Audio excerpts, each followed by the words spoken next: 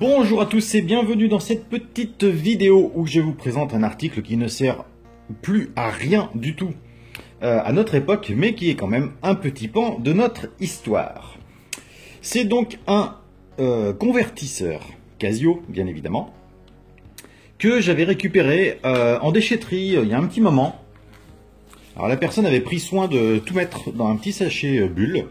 Donc j'avais pu récupérer la partie supérieure, la partie inférieure, le clapet, le pivot, on va appeler ça comme ça, et la petite vis qui permet de le serrer. Il ne fonctionnait plus, bien évidemment. La pile, qui est donc une... viens ici toi. Une GP189, donc une LR54, était donc complètement HS. J'en ai racheté une, ce qui fait qu'il s'allume parfaitement. Voilà, il fonctionne. De toute façon, c'est pas de la grosse mécanique, hein, donc il y avait assez peu de chance, tant que la pile n'avait pas coulé, qu'il ne fonctionne pas.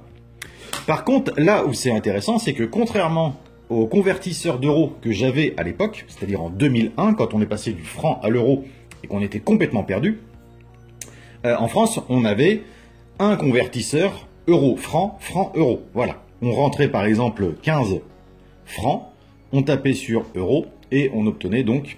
Ah oui, je l'ai configuré, donc évidemment ça marche. Donc 2,29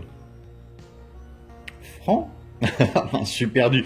J'ai déjà, ça y est, j'ai l'habitude des euros, donc je n'ai plus l'habitude de penser en francs. Si je fais l'inverse, donc si je prends donc 100 francs, ça doit nous donner 15 euros et quelques. Voilà, 15,24 €. Ça, c'est parce qu'il est configuré. Donc je disais, en France, on avait des modèles où il suffisait simplement de rentrer, par exemple, 100 francs, et ça nous disait que ça faisait 15,24 €, comme je viens de le faire. Il n'y avait pas de touche de réglage. Celui-ci, c'est un peu différent, puisque c'est un modèle universel, c'est-à-dire qu'on pouvait rentrer n'importe quelle devise.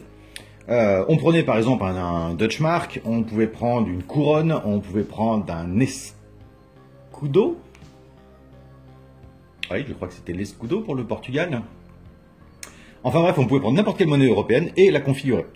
Par contre, il fallait que la machine soit configurée justement avec la bonne conversion. Donc, on va l'éteindre et je vais reprendre le message de Greg, puisque c'est lui qui m'a donné la solution pour le configurer. Au début, je ne savais pas comment ça marchait. Donc, merci Greg pour la formule. Donc, quand vous achetiez cette petite bête, il fallait s'assurer qu'il soit éteint. Ensuite, appuyez sur On, tout simplement. Ensuite, il fallait appuyer sur le Rate Set, c'est-à-dire ici le symbole %, pendant 3 secondes. Enfin, 3 à 4 secondes. Il nous dit là, donc il est bien à 6,55957. Donc admettons que je le tape. Et donc je reclique sur Rate Set, qui fait en fait office d'enregistrement. Là, j'éteins, et donc si je rallume, que je retape mes 15 € en... mais 15 € en euros, ça fait 2,29 €. Donc mes 15 francs sont égales à 2,29 €. Si par exemple je veux une autre conversion, on va prendre quelque chose de complètement au hasard. J'allume ma machine, Rate Set pendant 3 à 4 secondes. Ici, je dois pouvoir normalement faire un... je dois pouvoir supprimer. Alors, est-ce que ça va être ça? Non. Est-ce que ça va être ça? Oui. Admettons que je prenne une valeur complètement au pif de 9,56. Je maintiens le Rate Set pour enregistrer. J'éteins. Je rallume. Et là, du coup, si je tape 15 d'une valeur de ce que je viens de taper, puis je tape euro, ça fait 1,57 €. Donc en fait, c'est un convertisseur qui n'est pas spécifique à la monnaie française. On va le remettre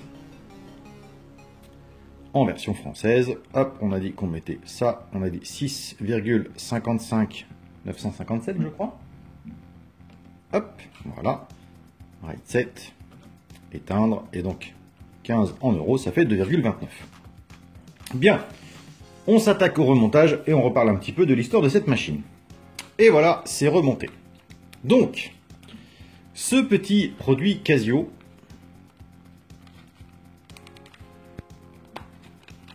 Ah, que j'ai mal remonté? Non. Ah, que je n'avais pas clipsé.